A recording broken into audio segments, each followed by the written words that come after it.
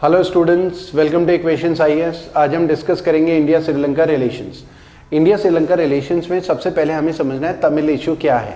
उसके अलावा और कुछ आइलैंड्स के या फिशरमैन इशू हैं हमारे बीच में, तो वो भी समझेंगे। तो स्टार्ट करते हैं तमिल इशू।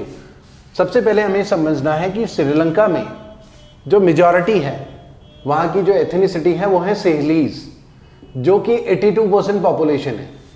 ठीक है, एथनिसिटी में क्या होता है? एथनिसिटी रिलीजन से डिफरेंट होती है। एथनिसिटी में कल्चर जो होता है, ओरिजिनल इनहैबिटेंट्स होते हैं, उनका एक डिफरेंट कल्चर होता है। तो सिहलीज वहाँ के ओरिजिनल इनहैबिटेंट्स माने जाते हैं। ठीक है, उसके अलावा अगर हम बात करें तमिलियंस की, तो तमिलियंस अराउंड माने जाते हैं 9.5%। उसके अलावा श्रीलंकन मूर्स है, ये अलग एथनिसिटी के लोग हैं, तो ये रिमेनिंग जो है 9% वो माने जाएंगे। तो ये वहाँ की मेजॉरिटी पॉपुलेशन होगी सिहलीज, और ये 9.5% हो गए तमिलियंस। अब ये तमिल इशू क्या है, श्रीलंका में क्यों कंट्रोवर्सी होती है? अब हमें पता है कि इंडिया में भी पूरा तमिलनाडु है, जहाँ पर मेजर लैंग्वेज उनकी जो है तमिल लैंग्वेज है। तो आप थोड़ा मैप से समझेंगे, ज्योग्राफी के थ्रू। ये श्रीलंका का मैप है, ये श्रीलंका का मैप है, और ये वाला पोर्शन है जाफना। ये आइलैंड्स हैं छोटे छोटे श्रीलंका से जुड़े हुए, और ये इस तरीके से इंडिया से राम सेतु के थ्रू जुड़ा हुआ है श्रीलंका। और ये जो श्रीलंका है ये इंडिया है, और ये श्रीलंका है। श्रीलंका में ये जो अगर हम बात करें तमिलियन, 9.5% तमिलियंस की, तो उनकी पॉपुलेशन यहां पर नॉर्दर्न श्रीलंका या नॉर्थ ईस्टर्न श्रीलंका की तरफ है। मतलब इस पर्टिकुलर एरिया में तमिलियंस की पॉपुलेशन काफी ज्यादा है। ठीक है, बाकी जगह पे अगर हम देखें तो सिहलीज जो ओरिजिनल इनहैबिटेंट्स हैं श्रीलंका के, सिहलीज पॉपुलेशन रहती है। ठीक है, अब देखो कंट्रोवर्सी क्या है। कुछ इंपॉर्टेंट पॉइंट्स आपको ये समझने हैं कि 1830s में, क्योंकि 1830s में इंडिया में ब्रिटिशर्स का रूल था, ब्रिटिश इंडिया था। श्रीलंका में भी ब्रिटिशर्स का रूल था, लेकिन they were administered separately. India Sri Lanka separately administer हो रहे थे। ठीक है, अब 1830 में क्या हुआ कि जो ब्रिटिशर्स थे, उन्होंने यहां से बॉन्डेड लेबर्स, जो तमिलनाडु है वहां से बहुत सारे बॉन्डेड लेबर्स लेकर श्रीलंका गए। अब वो बॉन्डेड लेबर्स यहां पर काम कर रहे थे श्रीलंका के लिए, जैसे टी का प्रोडक्शन, चाय पत्ती का प्रोडक्शन वगैरह उसमें इन्वॉल्व थे, मसालों का प्रोडक्शन उसमें इन्वॉल्व थे। बहुत सारे बॉन्डेड लेबर लेके चले गए। धीरे धीरे करके वो बॉन्डेड लेबर वहीं पर बस गए। ठीक है, खासकर इस कोस्टल एरिया में, ये जो श्रीलंका के, मतलब तमिलनाडु के बहुत सारे जो नेटिव थे वो इधर श्रीलंका में जाके बस गए 1830s में। ठीक है, अब प्रॉब्लम क्या हुई कि 1948 में जब श्रीलंका को इंडिपेंडेंस मिली, 1947 में इंडिया को मिली थी, 1948 में ब्रिटिशर्स श्रीलंका को भी छोड़ के चले गए। तो वहां पर तमिलियंस बहुत सारे बसे हुए थे, और वहां की जो सिहली गवर्नमेंट थी, मतलब उस गवर्नमेंट में ज्यादातर सिहली लोग जो हैं वो मेजॉरिटी में थे। वो पॉलिटिशियंस थे, प्राइम मिनिस्टर हो या प्रेसिडेंट हो या वहाँ के जो मिनिस्टर्स हैं। ऐसा माना जाता है कि सिहली गवर्नमेंट्स ने डिस्क्रिमिनेशन स्टार्ट कर दिया तमिलियंस के अगेंस्ट। अब तमिलियंस के साथ डिस्क्रिमिनेशन हो रहा था, माइनॉरिटी के, वो माइनॉरिटी थे तमिलियंस वहाँ पर, तो माइनॉरिटीज नेग्लेक्टेड फील कर रहे थे काफ़ी ज़्यादा। ठीक है, तो इस वजह से माइनॉरिटी और मेजॉरिटी के क्लासेस स्टार्ट हुए श्रीलंका में। ठीक है, अब ये जो क्लासेस थे, ये क्लासेस आगे बढ़ते चले गए। ठीक है, आगे बढ़ते चले गए, और फिर 1976 में LTTE का फॉर्मेशन हुआ। ठीक है, फिर 2009 में LTTE का सफाया हुआ। ठीक है, उससे पहले हम थोड़ा सा ये वाला जो एरिया है, क्योंकि एग्जाम में इससे रिलेटेड, इंडिया श्रीलंका रिलेशन से रिलेटेड जो डिस्प्यूट्स वगैरह हैं वो आते हैं, तो थोड़ा सा मैप वगैरह समझ लेते हैं, फिर तमिल इशू को हम थोड़ा सा आगे बढ़ेंगे। ठीक है, इस मैप में अगर हम समझें, एक तो आपको ये समझना है कि ये जो रास्ता है इसे हम बोलते हैं पाक स्ट्रेट। एक तो ये कई बार एग्जाम में है, पाक स्ट्रेट। ठीक है, उसके अलावा यहां पर एक छोटा सा आइलैंड है,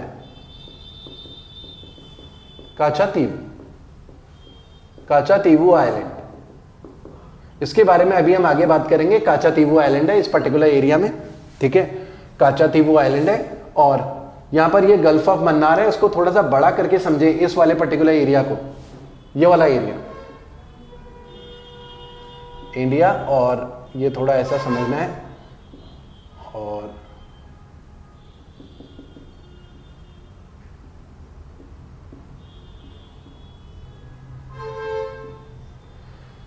ये वाला पोर्शन है राम सेतु, यहां पर बीच में एक छोटा सा पोर्शन है राम सेतु, जिसे नाला सेतु भी बोलते हैं।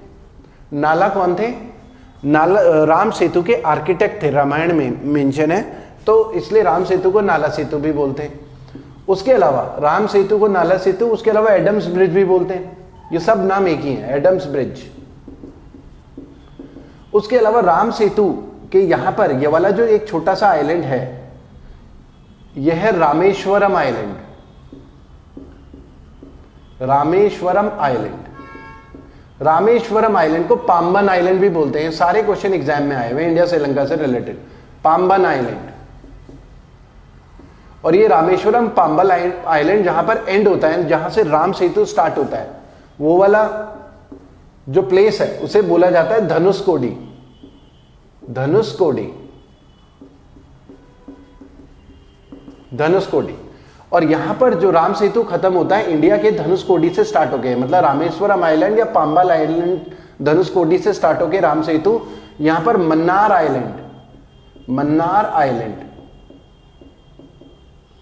मन्नार आइलैंड, ठीक है, यहां पर खत्म होता है राम सेतु, फिर मन्नार आइलैंड स्टार्ट हो जाता है और फिर श्रीलंका, ये पूरा का पूरा। ठीक है, तो ये थोड़ा सा हमने मैप को समझा कि किस तरीके से है। यहां पर गल्फ ऑफ मन्नार भी है, मन्नार आइलैंड के नीचे। ठीक है, अब देखो कंट्रोवर्सी में एक तो काचातीवू आइलैंड भी रहा है, उसके अलावा जो है यहां पर फिशिंग को लेकर, मछली पकड़ने को लेकर बड़ी कंट्रोवर्सी रहती है। ठीक है, उसके अलावा तमिलियन इश्यू तो है ही। ठीक है, पहले काचातीवू और मछली पकड़ने को लेकर जो इशू है वो डिस्कस कर लेते हैं, फिर ये जो तमिल इशू है क्योंकि ये थोड़ा सा लंबा है उसमें साथ साथ कंटिन्यू करते हुए चलेंगे। ठीक है, काचातीवू आइलैंड जो है यहाँ पर वॉल्केनिक इरप्शन हुआ था 14th सेंचुरी में। 14th सेंचुरी में वॉल्केनिक इरप्शन की वजह से एक छोटा सा वहां पर आइलैंड बन गया काचातीवू। अनहैबिटेड आइलैंड है, वहां पर कोई रहता नहीं है। ठीक है, लेकिन उस आइलैंड के आसपास मछलियां ही मछलियां हैं, मतलब फिशरमैन के लिए तो जन्नत है, वहां पर बहुत सारी मछलियां मिलेंगी, तो मछुआरे उस पर्टिकुलर एरिया में बहुत ज्यादा अट्रैक्ट होते हैं। श्रीलंका हमेशा से इसके ऊपर क्लेम करता रहा था कि नहीं, ये काचातीवू आइलैंड हमारा है। ठीक है, 1947 जब हमें इंडिया को इंडिपेंडेंस मिली तो काचातीवू आइलैंड इंडिया के कंट्रोल में था, लेकिन श्रीलंका बार बार क्लेम कर रहा था कि नहीं, काचातीवू आइलैंड हमारा है। तो हमने एक तो ये जो काचातीवू आइलैंड है 1974 में हमने काचातीवू आइलैंड एक एग्रीमेंट के थ्रू श्रीलंका को दे दिया। ठीक है, तो काचातीवू आइलैंड श्रीलंका को हैंडओवर कर दिया गया 1974 में। लेकिन हमारे मछुआरे जो है तमिलनाडु से, वो मछली पकड़ने के लिए काचातीवू आइलैंड के आसपास जा रहे थे लगातार। अपने जो जाल है, मछली पकड़ने के जाल है, नेट है, वो सुखाते भी थे वहां पर, फिर मछली पकड़ के थोड़ा रेस्ट करके फिर मछली पकड़ के जाते थे। श्रीलंका को ऑब्जेक्शन था कि जब आइलैंड हमारा है तो इंडियन फिशरमैन क्यों आ रहे हैं, तमिल के फिशरमैन क्यों आ रहे हैं। 1976 में इंडिया ने अपने फिशिंग राइट भी छोड़ दिए कि ठीक है, हम मछली भी नहीं पकड़ेंगे, वो भी तुम्हें दिया, आइलैंड भी तुम्हारा है और फिशिंग राइट भी तुम्हें दे दिए, हमारे लोग मछली पकड़ने के लिए नहीं आएंगे। लेकिन फिशरमैन कभी भी बाउंड्री नहीं जानता है, क्योंकि समुद्र में देखो लाइन तो बनी हुई नहीं है या दीवार तो बनी हुई नहीं है, तो पता नहीं चलता है। फिशरमैन हो सकता है कि अनजाने में उसे पता ना हो, वो तो जहां उसे मछलियां दिख रही है वहां पकड़ने के लिए चले जाए, श्रीलंकन वाटर्स में चला जाए। इस वजह से श्रीलंका की जो नेवी है इंडिया के मछुआरों को अरेस्ट कर लेती है, उनकी इक्विपमेंट्स ले लेती है, उनकी बोट वगैरह ले लेती है। ठीक है, और कई बार गोली भी मार देती है, जेल में डाल देती है।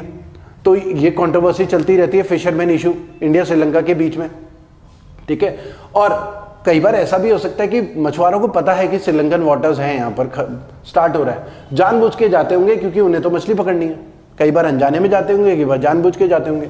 तो ये कंट्रोवर्सी फिशरमैन इशू और काचातीवू आइलैंड, ये अभी भी लगातार कंट्रोवर्सी है जो लगातार चल रही है। कंट्रोवर्सी क्यों है, जबकि हमने उनको आइलैंड पूरा दे दिया है, फिशिंग राइट भी उनके पास है, उसके बावजूद कंट्रोवर्सी इसलिए है क्योंकि तमिलनाडु, जो तमिलनाडु स्टेट गवर्नमेंट है, वहां पर पॉलिटिक्स होती है तमिल की। तो उन लोगों का कहना है, उन लोगों का डिमांड है गवर्नमेंट ऑफ इंडिया से कि भाई भारत सरकार को क्या करना चाहिए कि ये जो काचातीवू आइलैंड है श्रीलंका से वापस लेना चाहिए, क्योंकि हमारे मछुआरे वहां पर मछली पकड़ने के लिए जाते हैं और कई बार अरेस्ट होते हैं, उनके ऊपर गोलियां वगैरह भी चलती हैं, और ये आइलैंड तो हमारा है ओरिजिनली। ठीक है, तो इस वजह से वहां पर तमिलनाडु में वहाँ के जो लोकल रीजनल पॉलिटिकल पार्टीज है वो डिमांड करती हैं कि वो आइलैंड हमें वापस मिलना चाहिए। लेकिन एक बार जब आइलैंड दे दिया तो फिर वापस लेना काफ़ी मुश्किल होता है। तो एक तो ये कंट्रोवर्सी है जो कई बार एग्जाम में आई है, और इसी से जुड़ी हुई जो फिशिंग राइट से जुड़ी हुई चीज़ें हैं वो भी हमने डिस्कस कर ली। वापस आते हैं हमारे वाले जो तमिलियन इशू था, एक बड़ा इशू है तमिल इशू। अब हमें ये समझना है कि ये जो तमिलियंस यहाँ पर बसे हुए हैं श्रीलंका में, ये जो तमिलियंस श्रीलंका में बसे हुए हैं, ये हमें ये तो समझ में आ रहा है कि ओरिजिनली तमिलनाडु से ही आए हैं, क्योंकि ब्रिटिशर्स ही इन्हें लेकर आए थे यहाँ पर एज अ बॉन्डेड लेबर, फिर वो यहाँ पर आके बस गए। और 1948 में जब श्रीलंका को इंडिपेंडेंस मिली, अच्छा श्रीलंका का ओरिजिनल नाम, पुराना नाम जो था वो था सिलोन। श्रीलंका का पुराना नाम था सिलोन, ठीक है। 1972 में श्रीलंका 1972 में सिलोन से बदलकर नाम बदला गया श्रीलंका 1972 में, ठीक है। तो एक तो ये हमें पता होना चाहिए कि श्रीलंका का पुराना नाम सिलोन था, ठीक है। हाँ, तो यहां पर क्या हुआ कि लगातार तमिलियन, अच्छा रिलीजन क्या है श्रीलंका का, 70% लोग बुद्धिज्म रिलीजन को फॉलो करते हैं। तो 70% लोग बुद्धिस्ट हैं श्रीलंका में, ये एथनिसिटी है लेकिन रिलीजन बुद्धिज्म है। 12.5% लोग हिंदूज हैं, ठीक है, और फिर 9 या 10% लोग मुस्लिम्स हैं अराउंड, ठीक है। तो हिंदूज और मुस्लिम्स वहां पर जो है माइनॉरिटी है और क्रिश्चियंस माइनॉरिटी है। मेजॉरिटी रिलीजन को फॉलो करने वाले लोग बुद्धिस्ट है श्रीलंका में, ठीक है। ये एथनिसिटी है सिहलीज की। तो सिहलीज ने तमिलियन जो माइनॉरिटी है उनके साथ डिस्क्रिमिनेशन स्टार्ट किया।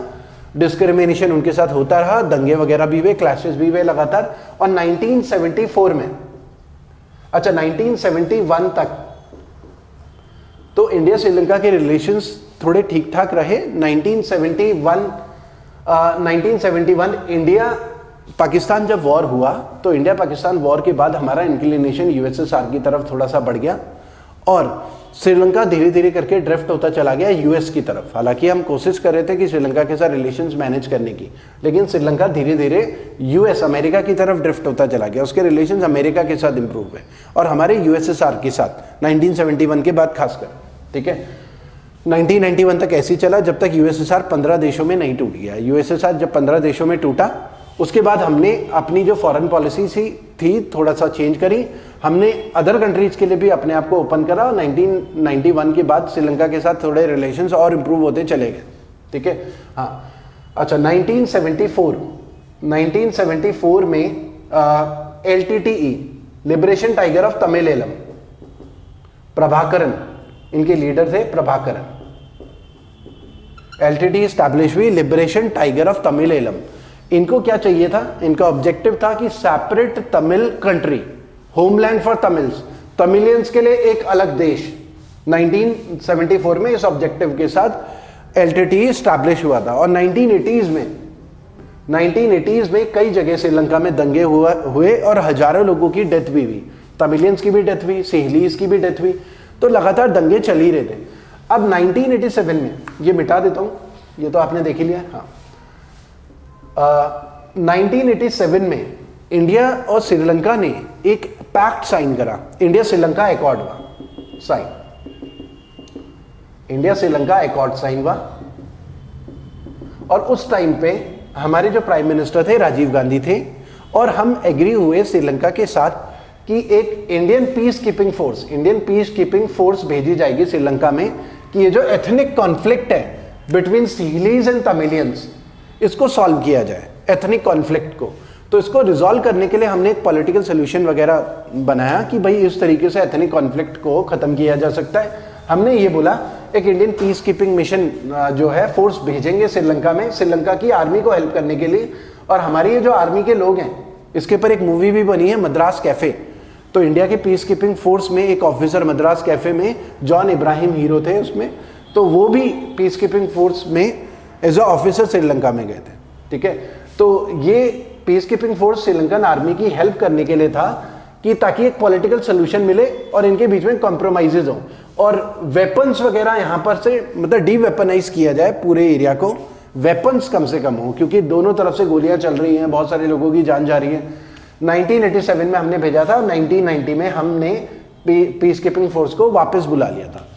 अब देखो इसमें प्रॉब्लम क्या हुई, ये जो हमने 1997 के इंडिया श्रीलंका एकॉर्ड है, क्योंकि हम हेल्प किसकी कर रहे हैं, हम हेल्प कर रहे हैं श्रीलंकन आर्मी की, और श्रीलंकन आर्मी के ऊपर आरोप क्या है, तमिलियंस के साथ डिस्क्रिमिनेशन करने का। तो श्रीलंकन आर्मी या श्रीलंका की गवर्नमेंट के ऊपर जब एलिगेशन लग रहे हैं तमिलियंस के साथ डिस्क्रिमिनेशन करने का, तो इंडिया का जो तमिलनाडु स्टेट है वहाँ के तमिल लोग हैं वो श्रीलंका की आर्मी और श्रीलंका की गवर्नमेंट के अगेंस्ट होंगे, क्योंकि उनके रिलेशंस जो है ना यहाँ पर तमिलियंस के साथ बहुत सारे होंगे, उनके रिलेटिव्स रहते होंगे, उनके मैरिजेस वगैरह यहाँ पर होती होगी, ट्रेड वगैरह होता होगा, तो उनके सेंटिमेंट्स यहाँ पर तमिलियंस के साथ जुड़े हुए हैं, ठीक है। तो वो अगेंस्ट होंगे श्रीलंका की आर्मी के अगेंस्ट, श्रीलंका की गवर्नमेंट के अगेंस्ट, ठीक है। तो ये जो राजीव गांधी ने एग्रीमेंट साइन किया था उसके बाद से श्रीलंका के काफ़ी लोग जो हैं, अलग अलग ग्रुप्स जो हैं, राजीव गांधी से नाराज भी हो गए थे, और इसी वजह से 1991 21 मई 1991 को राजीव गांधी का असैसिनेशन होता है, असैसिनेशन ऑफ राजीव गांधी,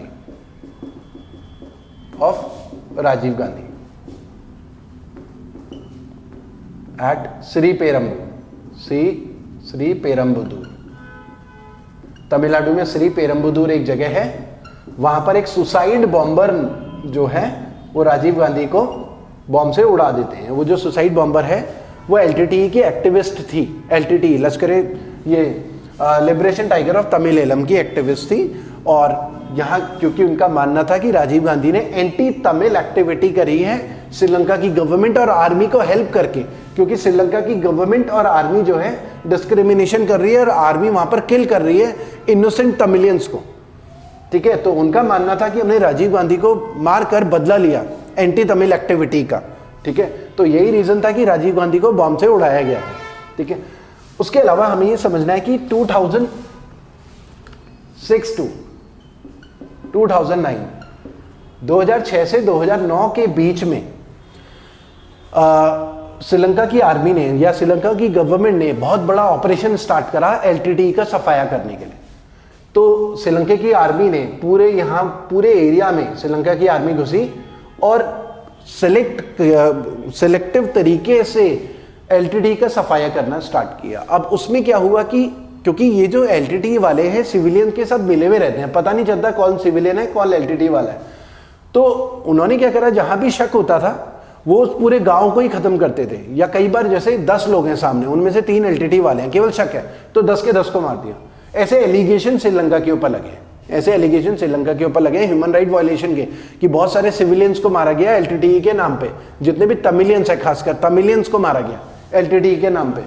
तो बहुत बड़ा ऑपरेशन था, हजारों लाखों लोगों को मारा गया, और एलटीटीई का सफाया 2009 में पूरी तरीके से हो गया, और 2007 में प्रभाकरन को मार दिया गया, जो एलटीटीई के चीफ थे प्रभाकरन, ठीक है, उनको मार दिया गया 2007 में, ठीक है, प्रभाकरन को जो एलटीटीई के चीफ थे। 2009 तक एलटीटीई का पूरी तरीके से सफाया हो गया था। तो 2009 के बाद श्रीलंका में जो है, श्रीलंका के सामने चैलेंज ये था, क्योंकि एलटीटीई का तो सफाया हो गया, तो जो बहुत सारे तमिलियंस हैं, माइनॉरिटी तमिलियंस हैं, उनके रिहैबिलिटेशन का एक चैलेंज था। जो घायल लोग हैं या इंफ्रास्ट्रक्चर है, दोबारा से वहाँ इन्वेस्टमेंट करना, लोगों की प्रॉब्लम्स को सॉल्व करना, तो ये एक श्रीलंका के सामने चैलेंज था, और भारत सरकार उसमें श्रीलंका की इस समय अभी भी प्रेजेंट की बात करें तो हेल्प कर रही है, उसके बाद से भी हेल्प कर रही थी। भारत सरकार यहाँ पर इन्वेस्टमेंट कर रही है, रोड्स वगैरह, रेलवे लाइन, इंफ्रास्ट्रक्चर, ठीक है। जो तमिलियंस हैं उनके लिए पक्के मकान बनाना, ठीक है, हाउसिंग से रिलेटेड, उसमें इन्वेस्टमेंट कर रही है भारत सरकार, ताकि तमिलियंस जो है अच्छी लाइफ वहाँ पर जी सके। और वो जो क्लैशेज हैं सिहलीज और तमिलियंस के बीच में क्लैशेज हैं, या डिस्क्रिमिनेशन फील ना करें वहाँ के तमिलियंस, ठीक है। तो ये सारी चीज़ें हैं जो इंडिया श्रीलंका के रिलेशंस के बीच में इम्पॉर्टेंट है, ठीक है। उसके अलावा इंडिया श्रीलंका के रिलेशंस के बीच में एक इंपॉर्टेंट चीज और है, 13th अमेंडमेंट जो है श्रीलंका का जो कॉन्स्टिट्यूशन है उसका एक अमेंडमेंट है, जो कि पार्ट था इंडिया श्रीलंका जो एकॉर्ड था 1987 का, उसका पार्ट था। इसमें क्या था कि श्रीलंका में 9 प्रोविंसेस हैं, जैसे इंडिया में 28 स्टेट्स हैं इस समय, JNK तो क्योंकि यूनियन टेरिटरी बन गया है तो 28 स्टेट्स प्रेजेंट में हम बात करें, वहां पर स्टेट्स को हम बोल रहे हैं प्रोविंसेस, तो 9 प्रोविंसेस है, वहां पर काउंसिल्स बनाई जाएंगी, पावर का डिवोल्यूशन होगा, मतलब तमिलियंस के फेवर में कई चीजें होंगी। अब यहाँ श्रीलंका में 13th अमेंडमेंट कंट्रोवर्सी में रहता है, जैसे इंडिया में आर्टिकल 370 रहा करता था, ऐसे 13th अमेंडमेंट। एक तो एक्यूजेशन ये लगते हैं कि 13th अमेंडमेंट का पूरी तरीके से इम्प्लीमेंटेशन नहीं हो रहा है श्रीलंका में, मतलब तमिलियन से कह रहे हैं कि हमें पावर नहीं दी जा रही है, पावर जो डिवोल्यूशन जो 13th अमेंडमेंट के तहत मिलना चाहिए था। और जो सिहलीज है, मेजॉरिटी है, वो ये कहते हैं कि क्यों देना है उन्हें एक्स्ट्रा पावर, डिवोल्यूशन क्यों करना है। तो ये कंट्रोवर्सी में वहां पर एक पॉलिटिक्स वगैरह भी होती है 13th अमेंडमेंट को लेकर, तो ये एक कंट्रोवर्सी में लगातार वहां पर रहता है 13th अमेंडमेंट, क्योंकि अलग अलग एग्जाम में भी आया है कि 13th अमेंडमेंट क्या है। उसके अलावा जियो पॉलिटिकल सिचुएशन अगर हम देखें, जियो पॉलिटिकल सिचुएशन में हमें एक तो श्रीलंका के पोर्ट एरिया को थोड़ा सा समझना पड़ेगा। देखो यहां पर एक तो कोलंबो पोर्ट, कोलंबो श्रीलंका में यहां पर ये बीच में है कैंडी, एक जगह कैंडी, यहां पर गाले पोर्ट है, गाले पोर्ट, और ये है हम्बनटोटा पोर्ट, हम्बनटोटा पोर्ट, और ये ट्रिंकोमाले पोर्ट, ट्रिंकोमाले पोर्ट। देखो हम्बनटोटा पोर्ट जो है इसमें चाइनीज इन्वेस्टमेंट काफी ज्यादा है, क्योंकि इंडिया के सामने चैलेंज ये है कि चाइना काफी ज्यादा अच्छा खासा इन्वेस्टमेंट कर रहा है श्रीलंका में। और हम्बनटोटा पोर्ट जो है ये 2017 में चाइना के पास चला गया। चाइना की डेप्ट ट्रैप पॉलिसी है जिसमें चाइना बहुत सारा लोन देता है, फिर लोन की रिकवरी करने लगता है कंट्री से, और चाइना के पास, ये श्रीलंका के पास इतना पैसा नहीं था लोन वापस करने का, तो ये वाला पोर्ट श्रीलंका ने चाइना को दे दिया 99 ईयर्स की लीज में, हम्बनटोटा पोर्ट। तो ये स्ट्रेटेजिक इंपॉर्टेंस के हिसाब से अगर हम देखें तो इंडिया के लिए बहुत इंपॉर्टेंट है, क्योंकि चाइना अभी ये कमर्शियल पोर्ट है, लेकिन वॉर के टाइम पे वो इसे जो है अपना बेस भी बना सकते हैं, नेवल बेस। इसलिए हमें क्या करना है, चाइना को कोशिश करनी कि चाइना दूर रहे श्रीलंका से।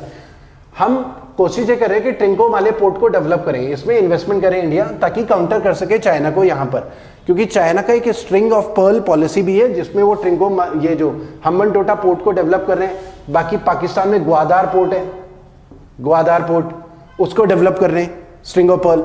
उसके अलावा चित्तगोंग पोर्ट है बांग्लादेश में, उसको डेवलप कर रहे हैं, स्ट्रिंग ऑफ पर्ल। मतलब इंडिया को इंडियन ओशियन के आसपास जो है port area, commercial port develop करके फिर उसे कभी भी वो नेवल बेस में कन्वर्ट कर सकते हैं वॉर के टाइम पे। तो ये भी एक स्ट्रेटेजिक इंपॉर्टेंस के हिसाब से श्रीलंका इंडिया के लिए बहुत इंपॉर्टेंट है। चाइना को हमें काउंटर करना है, दूर रखना है श्रीलंका के साथ, अपने रिलेशंस इंप्रूव करने हैं। तो स्टूडेंट्स आज के लिए इतना ही करते हैं इंडिया श्रीलंका रिलेशंस में। आगे फिर हम नेक्स्ट वीडियो में नया टॉपिक करेंगे। Okay, thank you.